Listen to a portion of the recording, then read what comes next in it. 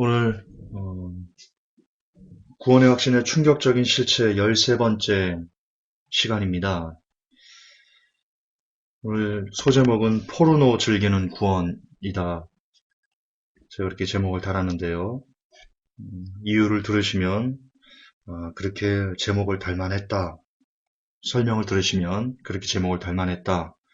그렇게 여러분도 공감이 좀 되실 것 같습니다. 설교하기에 앞서서요. 늘 그랬지만 요즘 부쩍 더 회복교회를 이단이라고 하는 교회들 그리고 목사님들이 많이 늘어났습니다. 그 이유가 어떤 거냐면 그 회복교회 자료를 보고 어떤 분들이 목사님한테 회복교회 교회 자료를 갖다 주면서 검증을 해달라 이렇게 얘기를 하더랍니다. 여러분 목사님들은 이 전도사가 설교하는 것을 탐탁하게 생각하지 않습니다. 더군다나 그것을 어, 거의 이렇게 도전적으로 우리 성도님들이 도전적으로 야, 그 회복교회 김종사 이렇게 얘기하는데 목사님 어떻게 막 이런 식으로 하면요. 아무리 회복교회 메시지가 오라도 회복교회 메시지는 반드시 이단이 됩니다. 목사님들이 가만두지 않습니다. 그러니까 정말 회복교회 메시지가 옳다고 생각하는 성도님들 중에 무턱대고 그렇게 목사님한테 검증해 주세요. 목사님이 틀렸잖아. 이러지 마십시오. 그거 굉장히 지혜 없는 겁니다. 오히려 그거는 어, 오히려 큰 역효과를 부릅니다. 부디 그리고 그것도 좀 우스운 겁니다. 검증해 주세요 해서 목사님이 아니다 그러면 아니 할 겁니까? 아니다 그러면 회복계 메시지를 거부할 겁니까? 그건 또 아니지 않습니까? 여러분들이 직접 회복계 메시지를 들으시고 그 글을 보시고 그리고 성경과 직접 비교 검토해 보시고 그리고 옳다고 생각하면 다른 사람의 의견을 구할 필요가 없지요. 그렇잖아요. 기준이 다른 사람의 의견은 그저 참고할 뿐이죠. 기준은 뭐예요? 성경이죠.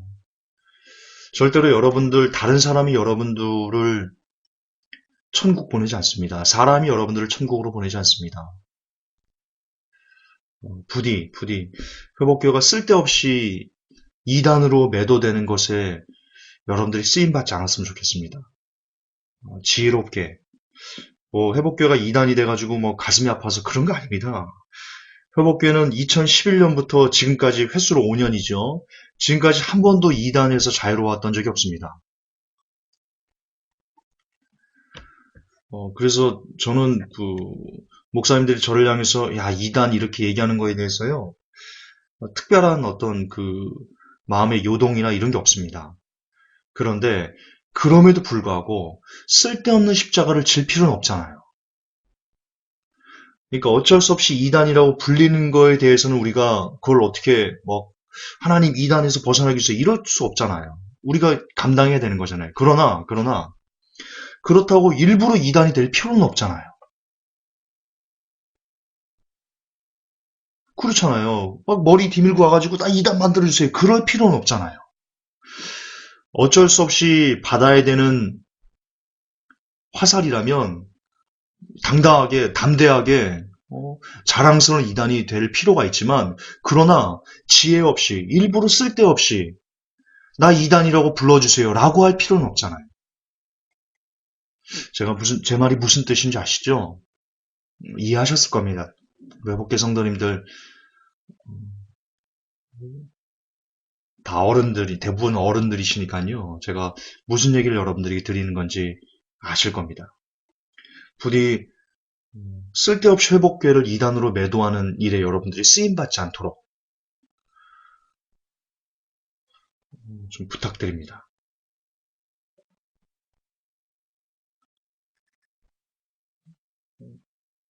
제 메일로 와서 그렇습니다. 지금 그 내용들이 전사님 제가 전사님 메시지를 저희 목사님한테 검증해달라고 들었는데 이단이라고 막 합니다. 이런 메일이 종종 제게 와서 특별히 좀 한 번쯤은 얘기를 좀 해드려야 되겠다 싶어서 주일 예배 때 잠깐 설명을 좀 드렸습니다. 자, 이제 본론 들어갑시다. 벌써 5분이 지났네요. 본론 들어갈게요.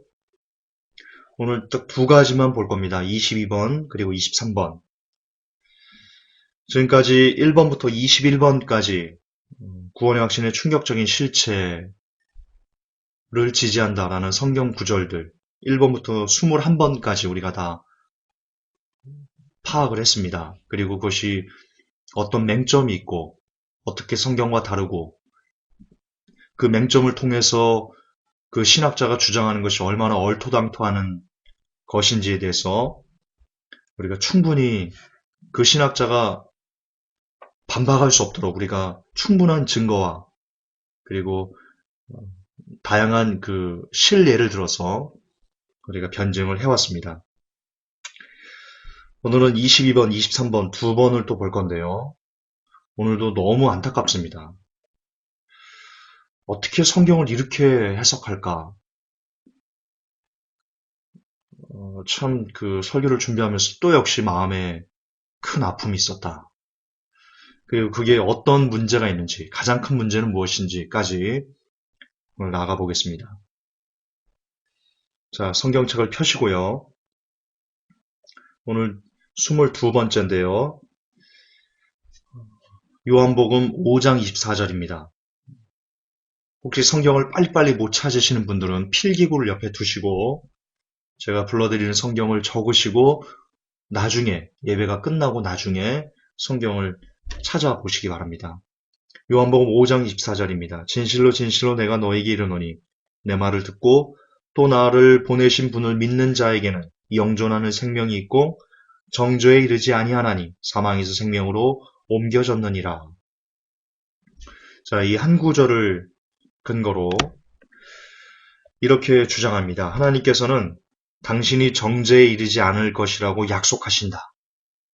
이렇게 주장하시고 부연 설명을 이렇게 달았습니다. 만일 구원받은 어떤 사람이 어떤 이유에서건 다시 정죄에 이른다면 이 약속은 거짓이다.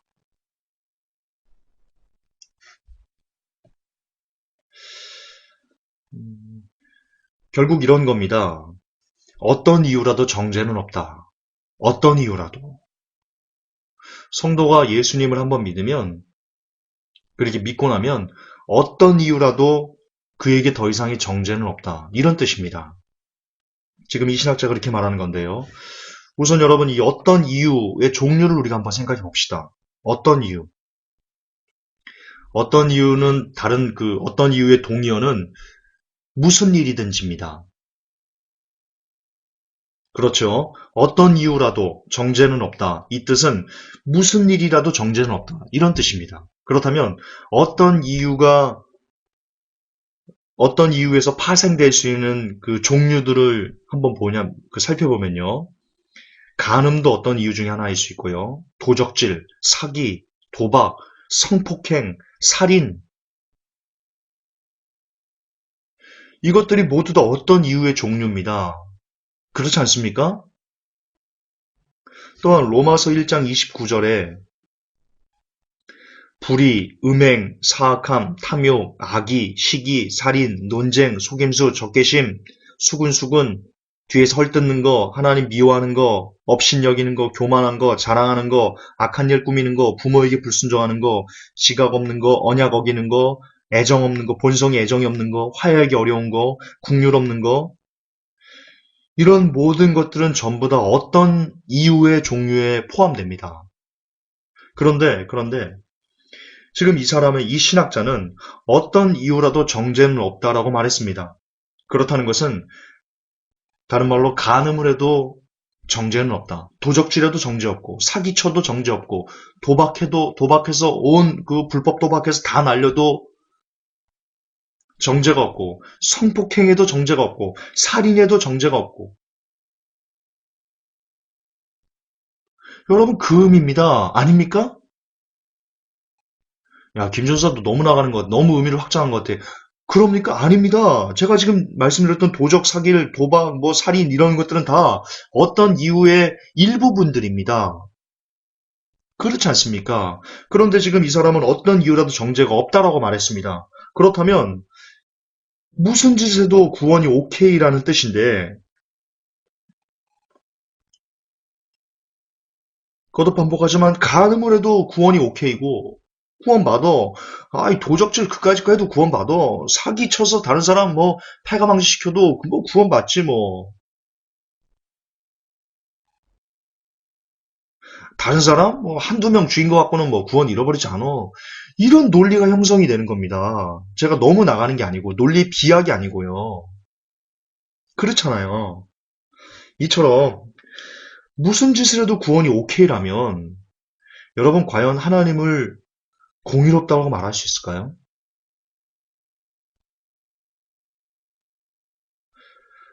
여러분 성경에서 하나님께서는요. 우리 죄를 위해서요. 그리고 우리를 용서하시기 위해서요. 여러분 독생자 예수 그리스도를 십자가로 내어주셨습니다. 예수님께서 이 땅에 오셨어야만 합니다. 우리의 죄를 끊기 위해서.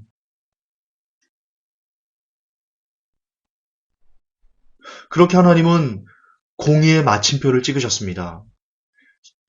제가 설교 때 여러 번 강조해 드렸습니다.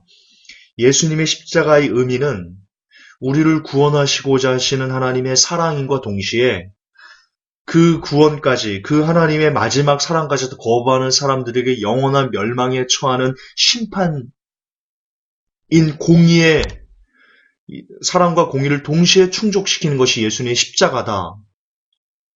그렇게 말씀드렸습니다. 이처럼 하나님 자신이 십자가에 달려서 대신 죽으실 정도로 하나님은 죄에 대해서 너무나 뚜렷한 공의를 가지고 계십니다.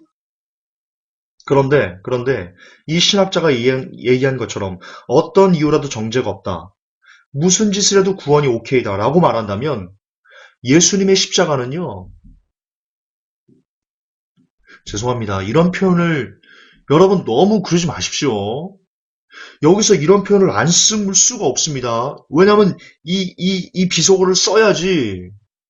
여러분 좀 더 여러분 그 심장에 박힌다니까요. 그게 그렇다니까요. 여러분 그렇게 거룩한 단어만 쓰고 사세요? 저는 참 그 답답합니다. 여러분 입술은 늘 그렇게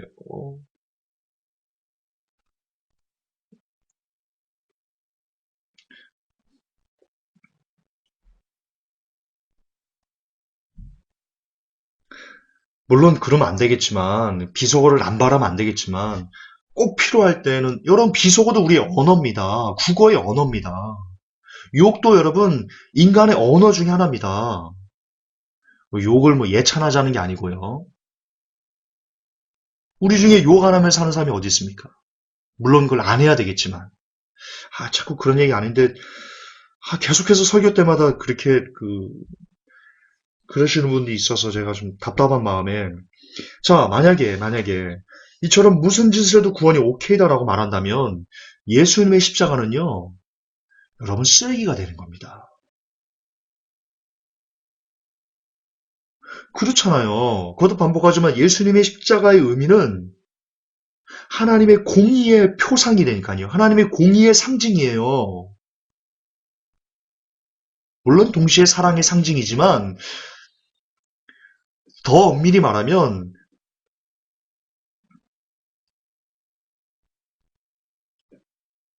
저는 개인적으로 물론 사랑과 공의가 똑같이 정말 똑같이 이렇게 표현된 것이 십자가지만 저는 개인적으로 제 개인적인 믿음은요. 공의에 좀 더 많은 비중을 두고 싶어요.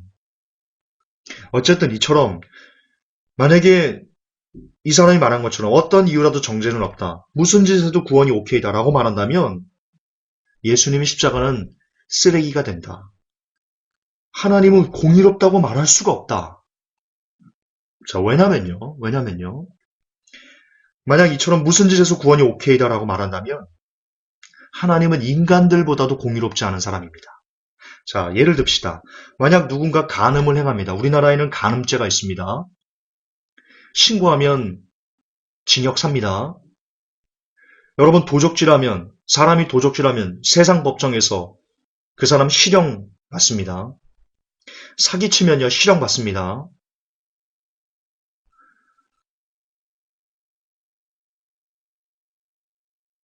성폭행 실형받습니다. 살인 실형받습니다. 심지어 여러분 사형을 구형받을 수 있습니다. 이처럼 인간들이 위의 죄들, 제가 지금 설명한 그 죄악들, 이 신학자가 어떤 이유라도 정죄는 없다라고 말하는 그 내용들을 인간들이 이 땅에서 죄를 범하면 그는 심하면 사형까지 구형받습니다. 그런데 만약 어떤 이유라도 정죄가 없다. 무슨 짓에도 구원은 잃어버리지 않는다라고 말한다면 이 시대 사람들보다도 하나님은 덜 공의롭습니다.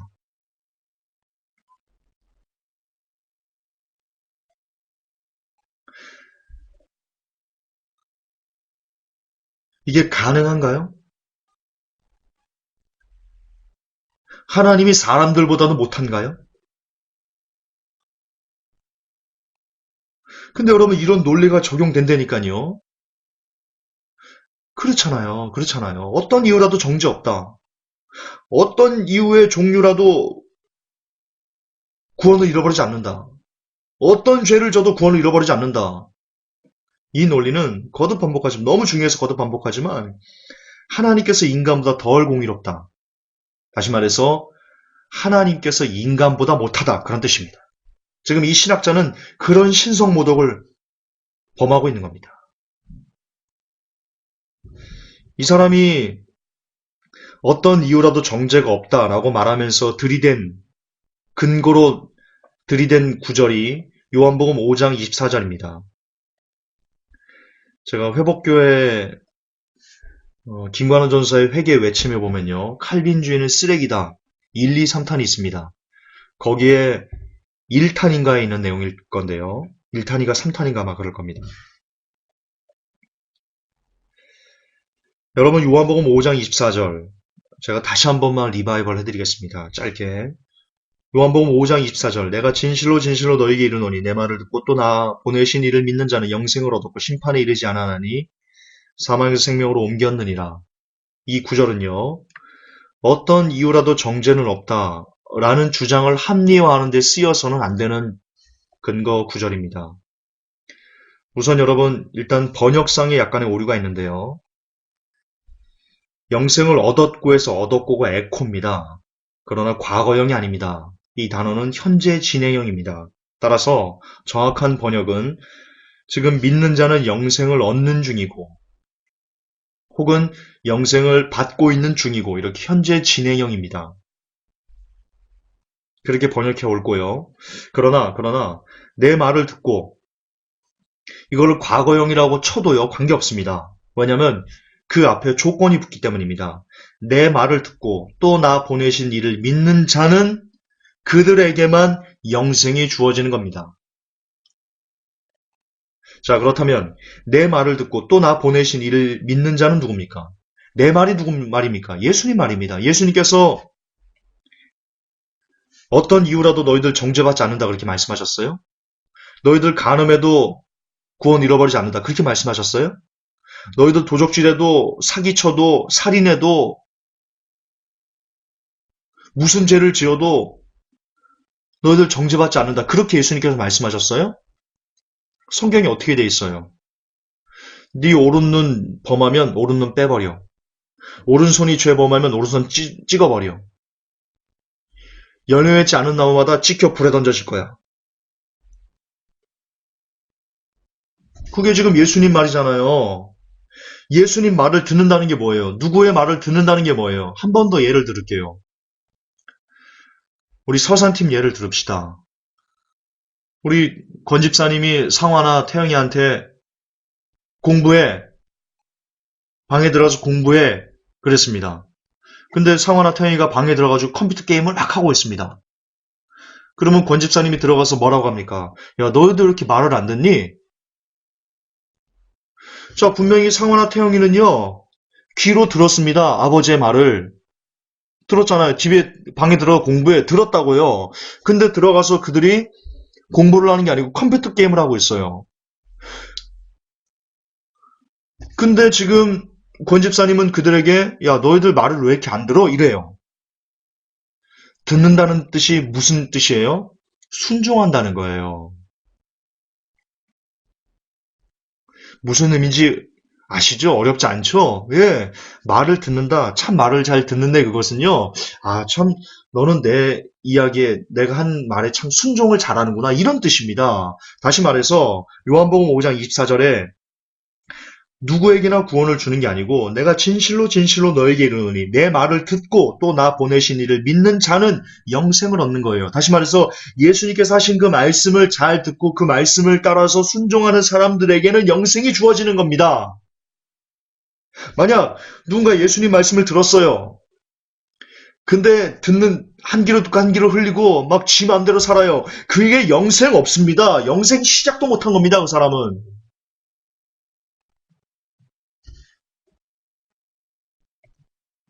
따라서 요한복음 5장 24절을 근거로 어떤 이유의 종류에도 정죄는 없다.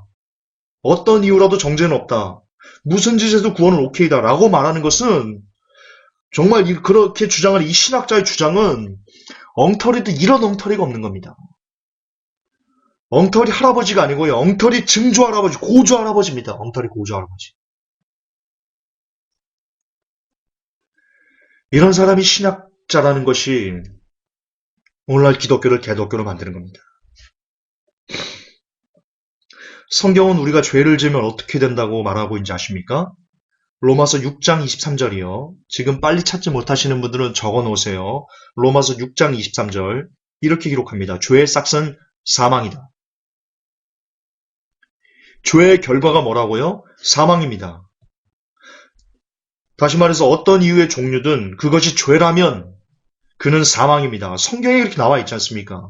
마태복음 7장 21절에 나더러 주여 주여 하는 자마다 천국에 들어갈 것이 아니요 다만 하늘에 계신 내 아버지 뜻대로 행하는 자라에 들어가리라. 여기서 행한다가 능동태라는 거 여러분 말씀드렸습니다. 여러분들이 아버지의 뜻을 여러분의 의지를 가지고 행하셔야 됩니다. 성령님이 대신 그 일을 행하도록 만들어주는 거 아닙니다. 물론 도와는 주십니다. 그러나 형태가 능동태라는 거, 여러분이 직접 의지를 갖고 아버지 뜻을 행해야 된다는 것, 그게 성경입니다. 이걸 갖고 행위구원자네 그러지 마십시오. 성경을 성경대로 말하는데 행위구원자라고 얘기하면 어떻게 하시는, 저기 어쩌자는 겁니까 도대체? 그렇잖아요. 나훔 1장 3절 보면요. 여호와는 노하기를 더디하시며 권능이 크시며 죄인을 결코 사하지 아니하시느니라. 할렐루야. 하나님께서 죄인을 결코 절대로 결단코 용서하지 않으신답니다. 여기서 말하는 죄인은 회개하지 않는 그런 죄인을 이야기하는 겁니다.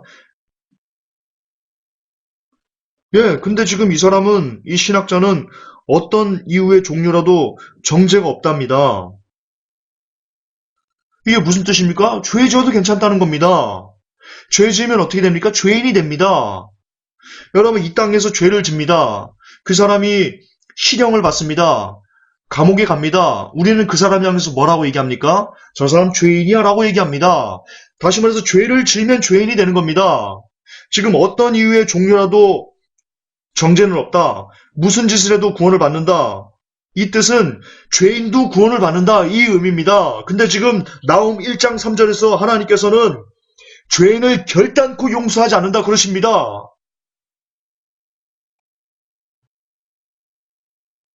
이 신학자가 지금 미친 겁니다. 정신이 지금 정신병자입니다. 이 사람은 정신병자. 로마서 1장 29절. 불의, 음앙, 음행, 사악, 탐욕, 악의, 시기, 살인, 논쟁, 속임수, 적개심, 수군수군, 뒤에 설득고 하나님을 미워하고 업신여기고 교만하고 자랑하고 악을 꾸미고 부모에게 불순종하고 지각이 없고 언약을 어기고 본성에 애정이 없고 화약이 어려운 자, 국률이 없는 자, 그들이 이런 일을 행하는 자들은 죽어야 마땅하다는 하나님의 심판을 알고도 이런 사람은 죽어야 마땅하다는 하나님의 심판이 있습니다. 하나님은 이런 사람들은 죽어야 마땅하다 그렇게 단정하셨습니다. 성경이 그렇게 얘기하고 있습니다. 여러분 부모님 불순종하면 죽습니다. 용서하지 않고 화해하기 어려운 사람 죽습니다. 지옥 갑니다. 무슨 어처구니없는 소리를 하십니까? 이렇게 명백하게 성경에 기록되어 있는데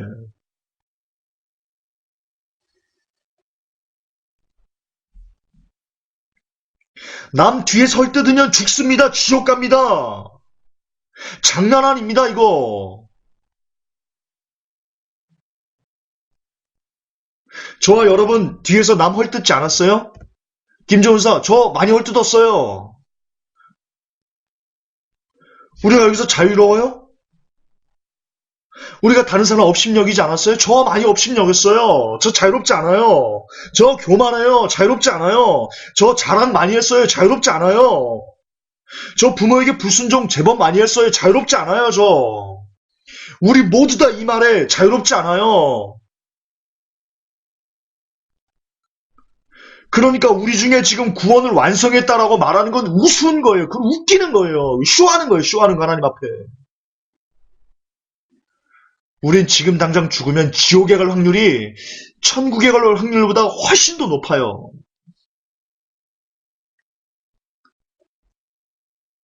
알고 신앙생활 하세요. 알고. 여러분 중에 지금 죽으면 몇 명이나 천국 갈 것 같아요? 저는 갈 것 같아요? 누가 장담해요? 누가 장담해요? 음행 가득하잖아요. 생각하는 거. 안에 사악함이 가득, 탐욕 가득하잖아요. 맛있는 거 있으면 나 먼저 먹으려고 그러고. 우리가 그러잖아요.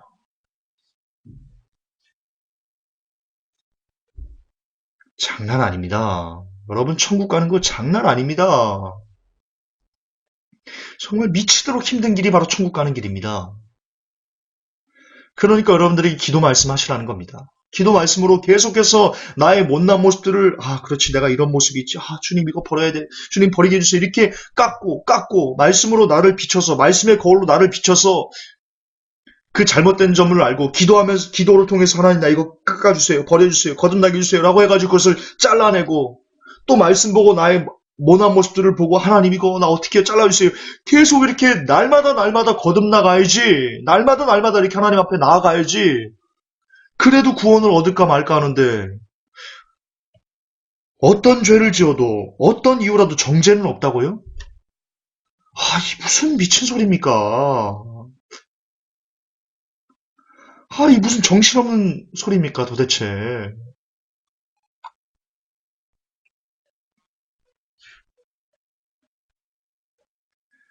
여러분 결국 어떤 이유라도 정죄는 없다. 구원을 잃어버리지 않는다. 라는 정말 희대의 사기극. 거기에 노란하시면요. 그 끝은 지옥입니다.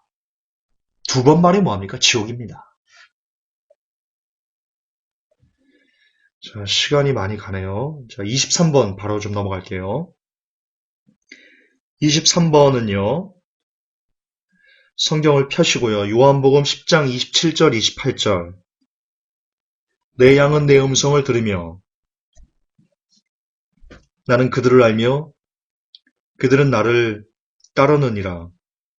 내가 그들에게 영원한 생명을 주노니 그들이 결코 멸망하지 않을 것이요 또 그들을 내 손에서 빼앗을 자가 아무도 없느니라. 자, 요한복음 10장 27절 28절을 근거로 이 신학자는 이렇게 주장합니다. 예수님께서는 당신이 결코 멸망하지 않을 것이라고 약속하신다. 자, 그리고는 이렇게 설명합니다. 그분께서는 당신이 어떤 삶을 살지를 조건으로 해서 위와 같이 약속하신 것이 아님을 주목하라. 분명히 그분께서는 아무런 전제 조건 없이 내가 그들에게 영원한 생명을 주노니 그들이 결코 멸망하지 않을 것이라고 말씀하셨다. 이렇게 얘기합니다. 정말 복장이 터질 말이죠. 언제 그분이 당신이 어떤 삶을 살지를 조건으로 해서 위와 같이 약속하신 것이 아니다. 언제 그랬습니까?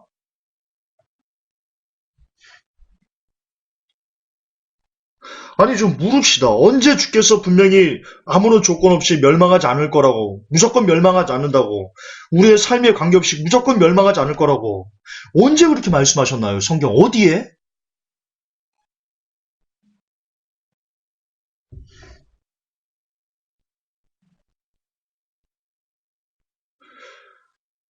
정말 이 사람 한번 만나보고 싶습니다. 한번 만나서 따져보고 싶어요. 아니, 어디 있어요? 당신, 언제 예수님께서 구원은 당신의 삶과 우리의 삶과 관계가 없다고 언제 그렇게 말씀하셨지요? 예수님께서? 근거 구절 갖고 와봐요. 그 사람이 된 근거 구절 제가 이따가 파악을 해드릴 건데요. 이것도 역시 칼빈의 이거는 쓰레기다. 1, 2, 3탄 안에 있는 내용인데요. 어쨌든 이 사람은 지금 이 신학자는 구원과 삶은 관계가 없다. 그렇게 얘기하고 있습니다. 자, 한번 따져봅시다. 우리가 세밀히 한번 따져봅시다. 정말 조건 없이 구원받을 수 있나요? 구원받는데 조건이 있다고 말하면 행위 구원자인가요?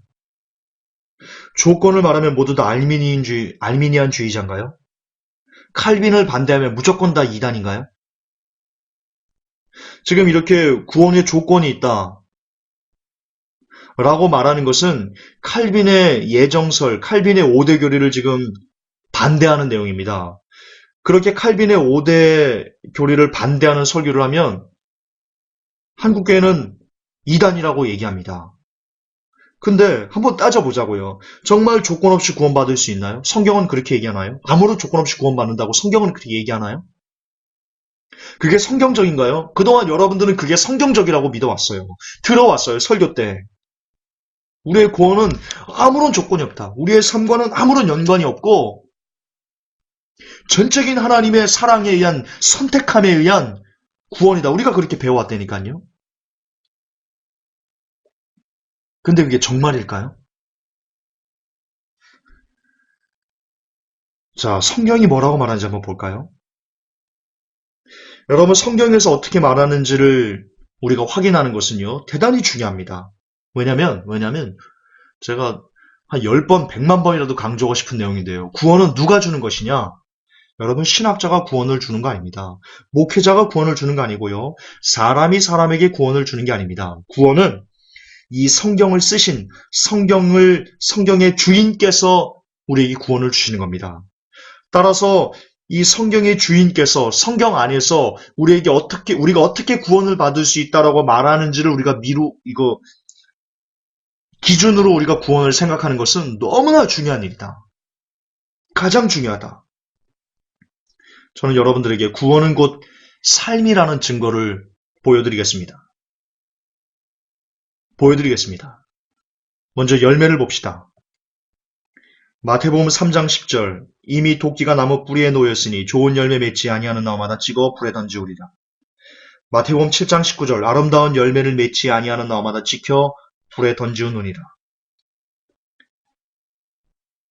삶에서 열매를 맺는 것, 삶으로 내가 예수님을 믿는다는 증거를 나타내는 것이 바로 열매입니다. 그 열매가 없으면 예수님은 우리를 지옥으로 보내시겠다라고 말씀하십니다. 너무나 명백하게 말씀하고 계십니다. 그럼에도 조건이 없다고요, 구원에? 자, 거룩은 어떻습니까? 히브리서 12장 14절 모든 사람으로 더불어 화평함과 거룩함을 쫓으라. 이것이 없이는 아무도 주를 보지 못하리라. 거룩함이 없이는 주를 볼 수 없답니다. 여러분의 삶이 허랑방탕하고 여러분의 삶이 음란으로 도배가 되어 있고 여러분의 컴퓨터 하드디스크에 포르노가 가득가득 들어차 있는데 구원을 받을 수 있다고요? 그렇게 포르노를 즐기면서 구원받는다고요? 포르노와 구원을 함께 즐긴다고요? 웃기는 소리 하지 마십시오. 믿음을 볼까요? 히브리서 11장 6절 믿음이 없이는 기쁘시게 못하나니 하나님께 나아가는 자는 반드시 그가 계신 것과 또한 그가 자기를 찾는 자들에게 상 주시는 이심을 믿어야 할지니라. 여기서 말하는 믿음이 없이는 하나님을 기쁘게 못한다. 이 믿음이 뭡니까? 이 믿음이 포르노 막 즐겨도 하드디스크에 막 가득가득 채워놔도 나는 구원받을 수 있어 라는 믿음입니까? 내가 어떤 죄를 지어도 나는 하나님의 구원받을 수 있어 라는 믿음입니까? 여기서 말하는 믿음이 뭡니까? 하나님을 기쁘시게 하는 믿음이 뭡니까?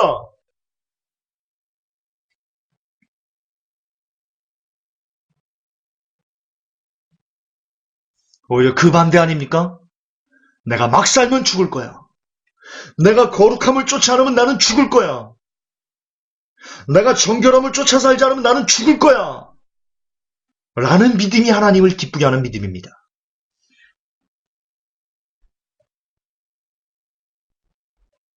거짓을 봅시다. 요한복음 8장 44절. 너희는 너희 아비 마귀에게서 났으니 너희 아비의 욕심을 너희도 행하고자 하느니라. 저는 처음부터 살인한 자요 진리가 그 속에 없으므로 진리에 서지 못하고 거짓을 말할 때마다 제 것으로 말하나니 이는 저가 거짓말장이요 거짓의 아비가 되었음이니라. 여러분 거짓말 종종 하시죠?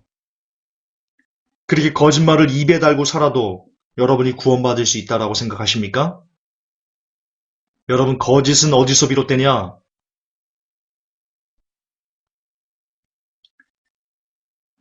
마귀에게서 비롯되는 겁니다. 물론 제가 이 거짓에 대해서 회복해보면 선의의 거짓, 악한 거짓, 이원화해서 이야기한 내용이 나옵니다. 여기서 말하는 거짓은 다른 사람을 해코지하고 다른 사람을 파괴하는 지금 이 신학자가 말하는 것처럼 이런 거짓을 집중적으로 이야기하는 겁니다. 강조하는 겁니다. 어쨌든 거짓은 나쁜 겁니다. 따라서 여러분의 삶에 거짓이 있으면 특히 이 거짓이 다른 사람을 파괴시키는 그런 거짓을 여러분이 가지고 있다면 그럼에도 여러분이 구원받을 수 있다고요? 한번 그렇게 믿어보십시오. 그렇게 믿고 한번 살아보십시오.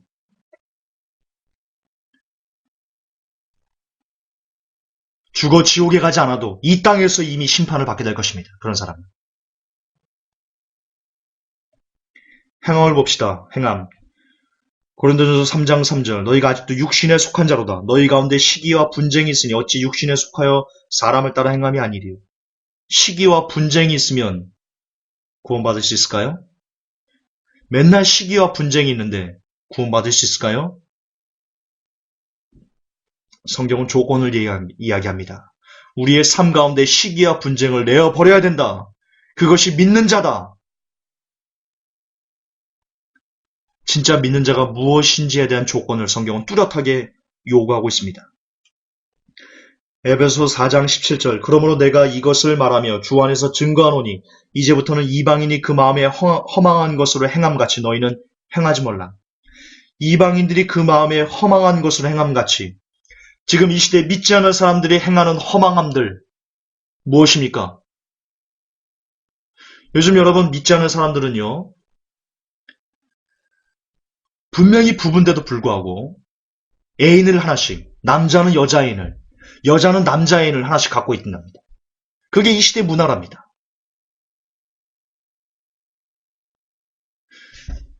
크리스천들도 그렇게 남자 여자가 따로따로 부부들이 따로따로 애인을 갖고 있어도 그런 허망한 짓을 해도 그가 구원받을 수 있을까요?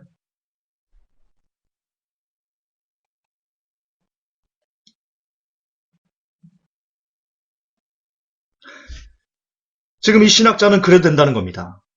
애인 가져라. 남편 있냐? 또 다른 남자 두세 명 애인 갖는 거 일도 아니다. 구원 상관없다. 가져라. 지금 그렇게 얘기하는 겁니다.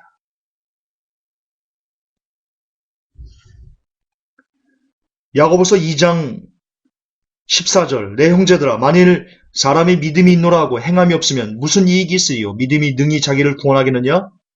2장 17절 이와 같이 행함이 없는 믿음은 그 자체가 죽은 것이라. 2장 26절 영혼 없는 몸이 죽은 것 같이 행함이 없는 믿음은 죽은 것이니라.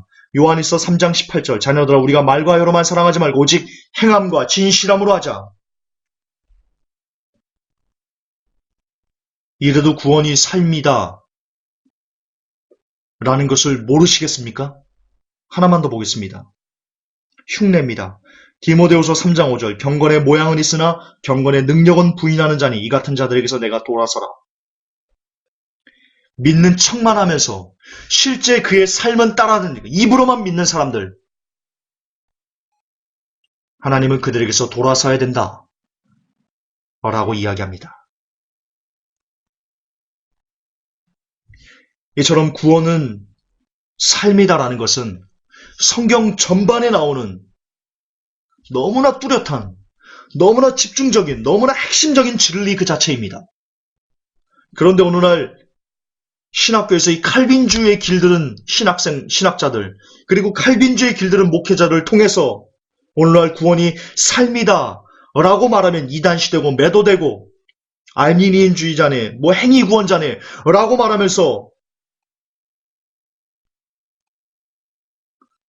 결국 이 진짜 진리의 목소리를 깔아뭉개고 파괴하고 그래서 오늘날 성도들을 지옥으로 보냅니다.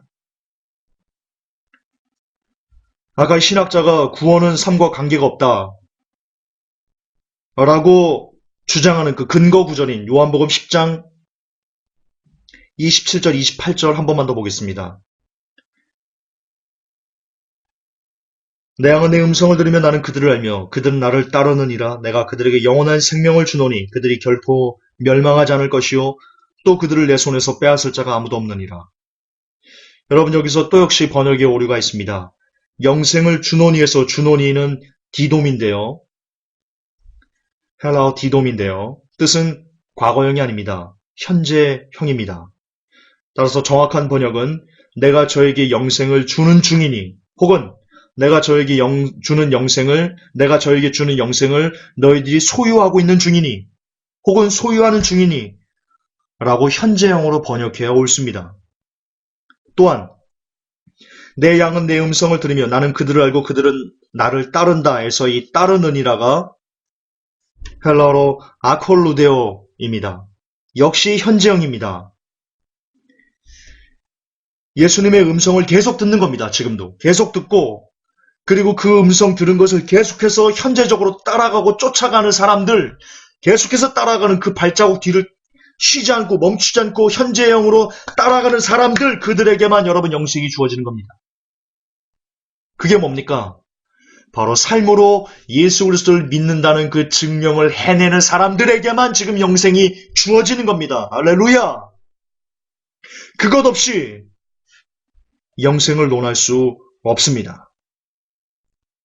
따라서 구원은 삶과 관계가 없다 라는 주장의 근거로 요한복음 10장 27절에서 28절을 사용해서는 안 됩니다.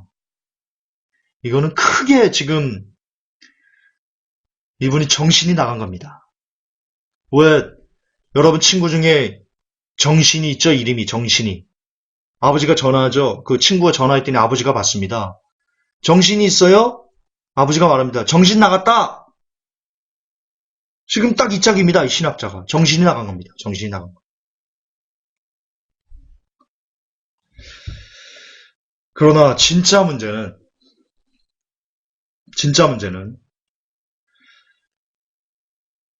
이 사상이, 이 신학자가 갖고 있는 이 사상이 이 신학자 혼자서 끝나지 않는다는 것이 진짜 문제입니다. 오늘날 이것을 근거로 한 교재가 만들어지고 책이 만들어지고 그것이 신학교에서 신학생들에게 이것이 성경이라고 성경의 요약본이라고 하면서 가르쳐지고 있다는 겁니다. 역시 신학생들은 그것을 무비판적으로 받아들이다가 일정 부분의 시간이 지나면 목사가 되고 목사가 되어서는 신학교에서 배운 그대로 왜 먹은 게 그거니까요. 밥을 먹으면 똥을 싸듯이 노란색 밥을 먹으면 노란색 똥을 싸고 검정색 밥을 먹으면 검정색 똥을 싸듯이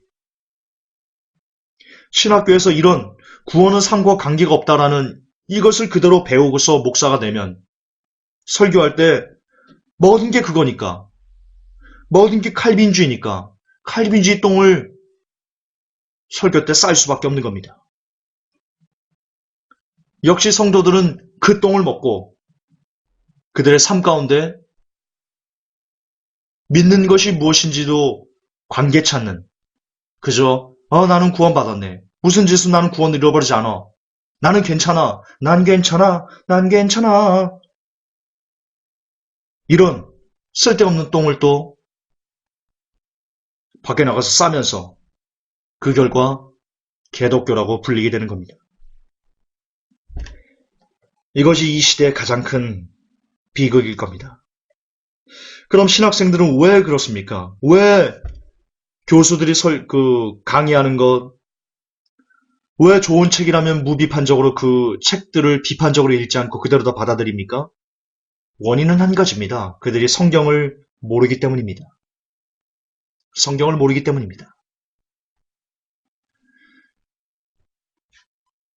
신학생들은 왜 신학을 하는지에 대한 그 목적을 다시 한번 점검해 볼 시기가 되었습니다. 내 양은 내 음성을 듣는다 했습니다. 오늘 여러분들에게 증거를 드렸습니다. 구원은 곧 삶이라는 증거를 드렸습니다. 그러나 그럼에도 불구하고 오늘도 목회자의 말, 신학자의 말을 따른다면 그들이 구원과 삶은 관계가 없어 라고 말한다고 성경이 이렇게 뚜렷이 구원이 곧 삶이라는 것을 이야기하고 있음에도 성경을 뒤로하고 듣지 않고 목회자의 말이나 신학자의 말 혹은 기타 어떤 사람들의 말을 듣는다면 죄송하지만 그는 절대로 예수님의 양이라고 할 수 없습니다. 왜냐하면 예수님께서는 분명히 내 양은 내 음성을 듣는다라고 말씀하셨기 때문입니다. 예수님의 말씀은 뭡니까?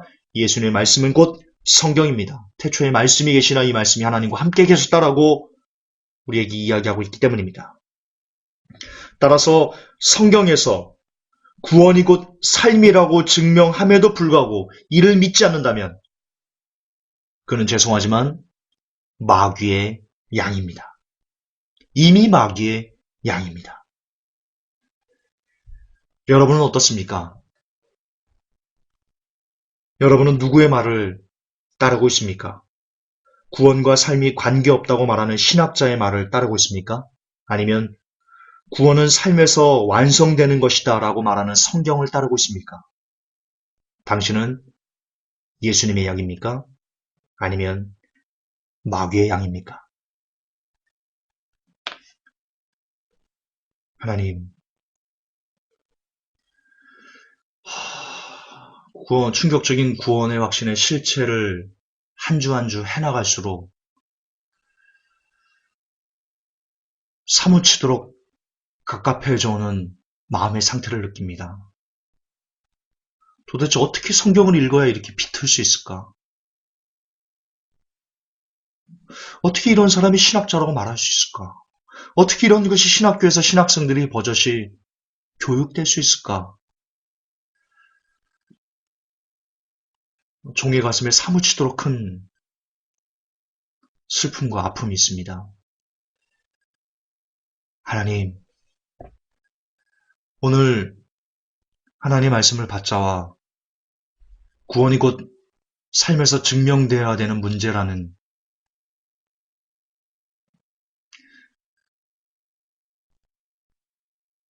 그 내용을 변증하였습니다. 바라옵기는 여전히 칼빈주의에 심취해 있는 누군가가 이 설교를 듣고 한 명의 영혼이라도 하나님 깨어나기를 원합니다. 부디 미천한 종의 설교를 하나님 써주옵소서. 예수님의 이름으로 기도합나이다. 아멘.